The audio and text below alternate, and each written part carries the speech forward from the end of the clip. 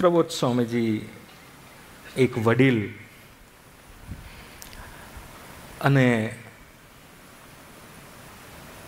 રાજ્ય કક્ષાની સારી એવી વ્યક્તિ બેઠા હતા, 3 જણને, બંનેના તરફથી એક સેક્રેટરી. પેલા એ પૂછ્યું પ્રબોધ સ્વામીને કે બધા તમને અક્ષરબ્રહ્મ કહે છે એને લઈને પ્રોબ્લેમ છે સ્વામી? કે તમે શું કહો, આપણે દર્શન જ કરવાના હતા. પ્રભુ સ્વામીને એવું પૂછ્યું કે તમને અક્ષરબ્રહ્મ કહે છે એને લઈને પ્રશ્ન છે બધા?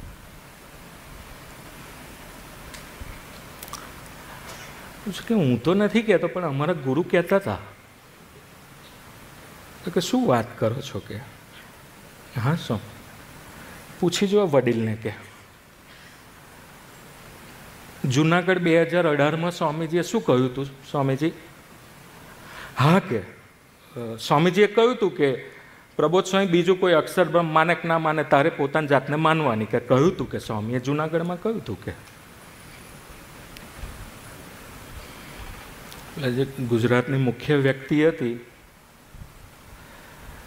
એને એવું કહ્યું કે જો હું બી ગુરુમાં બિલીવ કરું છું, ગુરુદેવો મહેશ્વરો, ગુરુમાંથી જે આવે એ ભગવાને કહ્યું બરાબર.